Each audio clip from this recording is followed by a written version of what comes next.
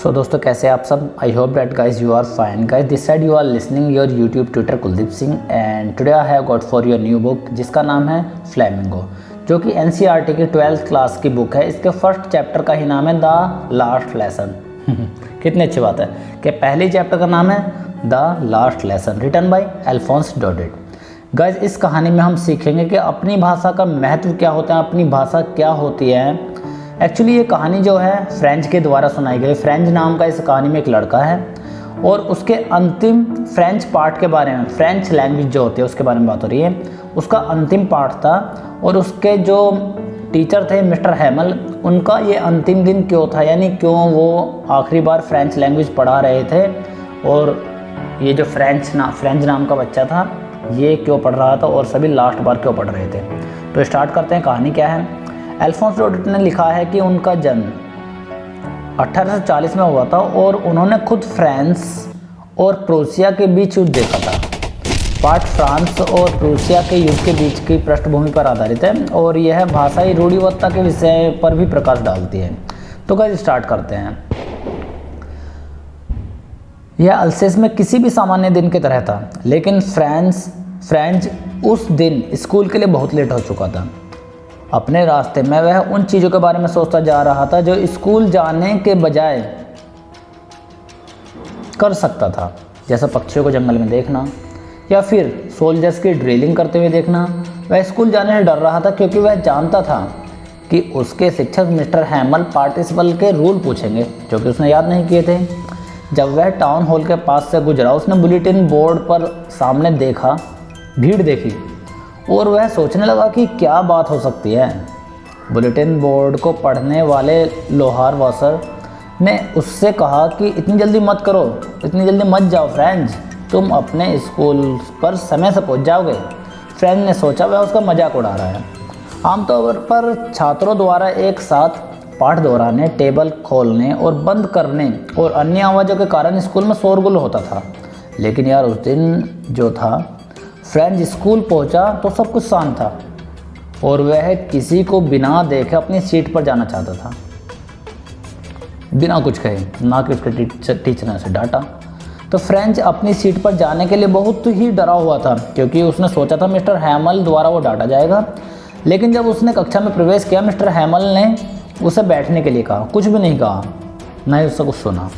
जैसे ही वह बैठा, उसने देखा कि उसके शिक्षक ने अपने सुंदर हरे रंग के कोट और फ्रिड शर्ट की काली कढ़ाई वाली टोपी पहनी हुई थी, जिसे वो आमतौर पर निरीक्षण या पुरस्कार बांटने के समय पहना करते थे, उसके जो टीचर थे मिस्टर हैमल। जब फ्रेंच ने बेंच पर देखा कि वहाँ बूढ़ा हॉसर, जो कि एक पुराना प्राइमर साथ लाए थे, पूर्व मेयर और पोस्ट मास्टर और अन्य कई लोग गांव के वहाँ के बैठे थे, वह इस सब के बारे में सोच ही रहा था कि उसी समय मिस्टर हैमल ने कहा, यह फ्रेंच शिक्षक के रूप में उनका आखिरी दिन है। उन्होंने कहा कि ये मेरा आखिरी दिन है, मैं जब तुम्हें पढ़ा रहा हूँ, आज के बाद मैं फ्रेंच नहीं पढ़ाऊँगा, फ्रेंच लैंग्वेज नहीं पढ़ाऊँगा। उन्होंने बताया कि बर्लिन से एक नया ऑर्डर आया है और अब एल्सेस और लॉरेन के स्कूलों में केवल जर्मन ही पढ़ाई जाएगी, क्योंकि वहाँ पर युद्ध था फ्रेंच। और तो ऑर्डर क्या है, order has been come from Berlin से ऑर्डर आ चुके थे कि यहाँ पर अब क्या है, फ्रेंच लैंग्वेज नहीं जर्मन पढ़ाई जाएगी। उन्होंने यह भी बताया कि नए जर्मन शिक्षक कल आने वाले हैं। फ्रेंच यह सुनकर हैरान रह गया और अब उसे समझ आ गया कि कोई टाउन हॉल में इस नए आदेश के बारे में लोग पढ़ रहे थे, वो भीड़ जो खड़ी थी बाहर। अब फ्रेंच को गहरा अफसोस रहा था कि यह उसका आखिरी फ्रेंच पाठ था। हालांकि फ्रेंच उसकी मातृभाषा थी। फ्रेंच की जो है फ्रेंच लैंग्वेज जो थी, फ्रेंच ही नाम है लड़के को और फ्रेंच लैंग्वेज चल रही, तो थोड़ा सा सेम सा हो रहा है। फ्रेंच उसकी मातृभाषा थी, फिर भी वह इसे पढ़ या लिख नहीं पा रहा था। फिर उसने अतीत के बारे में सोचा। जब उसने फ्रेंच को कोई महत्व नहीं दिया, जब उसने फ्रेंच लैंग्वेज को कोई महत्व नहीं दिया था पास्ट में, तो अब अपने इतिहास और व्याकरण की पुस्तकें छोड़ देने का ख्याल उसे सताने लगा। उसे ये डर सताने लगा कि अब पढ़ने को नहीं मिलेगी, क्योंकि मिस्टर हैमल दूर जा रहे थे। इसलिए फ्रेंच ने उन्हें उनके सख्त तौर पर तरीके के लिए भी माफ़ कर दिया। मतलब क्या है, उसके जो टीचर थे वो बिल्कुल सख्त थे, तो उस चीज़ के लिए माफ़ कर चुका था वो कि कोई बात नहीं, सख्त थे या नहीं थे, अब तो उसे बहुत अच्छे लग रहे थे, वैसे उनसे डरता था वैसे। तो फ्रेंच अपने शिक्षक के लिए बहुत दुखी महसूस कर रहा था। अब वह जानता था कि उसके अध्याय ने आखिरी पाठ के सम्मान में अपने विशेष कपड़े पहने थे और सभी गांव वाले वहां उन्हें सम्मान देने के लिए वहां बैठे थे, क्योंकि उन्होंने इतने साल तक सेवा की थी और फ्रेंच लैंग्वेज सिखाई थी, तो सभी उनके सम्मान के लिए बैठे थे और एक दिन कम से कम वो सभी के सभी वो लैंग्वेज सीखना चाहते थे। थोड़ी देर बाद फ्रेंच की बारी आई थी कि वह पार्टिसिपल पर सवाल का जवाब दे। फ्रेंच चाहता था कि वह बिना रुके प्रश्नों के उत्तर दे सके, परंतु वह बीच में रुक गया और सिर झुकाकर अपनी सीट पर खड़ा रहा।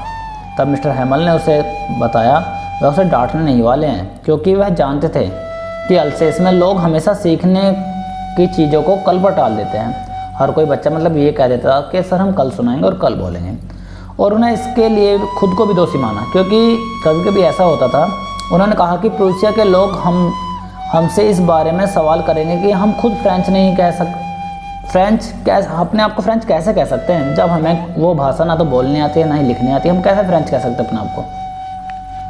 तब उन्होंने कहा कि इसमें फ्रेंच जो लड़का है उसके माता पिता एवं खुद मिस्टर हैमल को खुद को भी दोषी अपने आप को बताया उन्होंने, क्योंकि उन्होंने उसे अन्य चीज़ों के बारे में लगाए रखा। कभी कुछ काम कराया, कभी बाहर कुछ काम करा दिया, जैसे सरकारी स्कूल में होता है कि बेटा वो काम कर ले जाकर।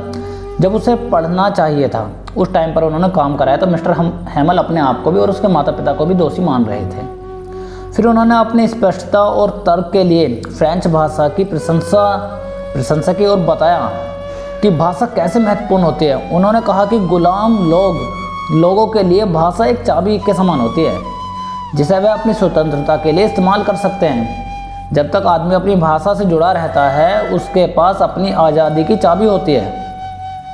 उसके बाद उन्होंने व्याकरण की किताब से एक पाठ पढ़ना शुरू किया। फ्रेंच यह देखकर आश्चर्यचकित हो गया कि उसे यह पाठ कितने स्पष्ट रूप से समझ आ रहा था। बिल्कुल बहुत अच्छे तरीके से समझ में आ रहा था, बहुत इजी लैंग्वेज लग रही थी उस दिन उसे, जो मिस्टर हैमल पढ़ा रहे थे उनकी। ऐसा लग रहा था कि एक हैमल चाहते थे कि वह उस एक पाठ में अपना सारा ज्ञान बांट दे, भाई बिल्कुल कमी ना छोड़े। मिस्टर हैमल इस तरीके से मेहनत करके उस दिन पढ़ा रहे थे। व्याकरण के बाद बच्चों ने नई किताबों पर लिखना शुरू कर दिया, जो उन्हें मिस्टर हैमल ने लाकर दी थी और जिस पर बहुत खूबसूरती से फ्रेंच अल्सेस लिखा हुआ था, बुक के ऊपर लिखा हुआ था। फ्रेंच और अल्सेस की कहानी है ना ये। अब हर कोई लिखने में इतना व्यस्त था कि उन्होंने कुछ बीटल्स और कबूतरों पर भी ध्यान नहीं दिया। कबूतर कुछ बाहर बैठे थे। अब फ्रेंच सोच रहा था कि अब प्रूसिया के लोग कबूतरों से भी जर्मन में गवाएंगे, जो कुटर गुट करते हैं वो इस तरह की कुछ इस तरीके से सोच रहा था।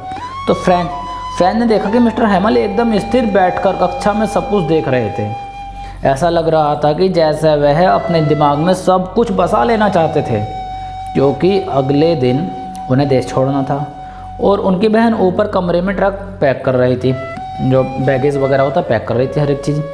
लिखने के बाद उन्हें इतिहास का पाठ पढ़ाना था। पहले लिख रहे थे, उसके बाद इतिहास का पाठ पढ़ाना था।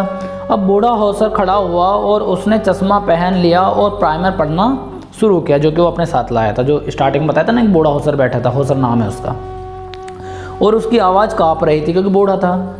कमरे में हर कोई एक ही समय में हंसना और रोना चाहता था। जैसे ही 12 बजे एक ही समय में प्रार्थना और प्रूसिया सैनिकों की ड्रिलिंग की आवाज़ आई। प्रार्थना भी होती थी 12 बजे और ड्रिलिंग की आवाज़ आई। मिस्टर हैमल खड़े हुए और बोलने लगे। ऐसा लग रहा था कि उनका गला घुट रहा है, मतलब बिल्कुल उस तरीके से बोल रहे थे कि मुँह से आवाज़ नहीं निकल रही थी अच्छे तरीके से, और वह एक शब्द भी नहीं बोल पा रहे थे।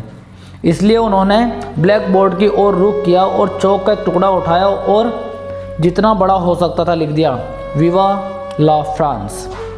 फ्रांसी मतलब लैंग्वेज जो है बहुत अच्छी है। फिर वह दीवार के सहारे झुक गए और अपने हाथ से एक इशारा किया कि क्लास ख़त्म हो गई है, आप जा सकते हैं। सो गाइस, ये थी आपकी कहानी, राइट। तो जैसी भी आपको लगी हो, अगर आपको अच्छी लगी है तो please comment, share and subscribe कीजिएगा।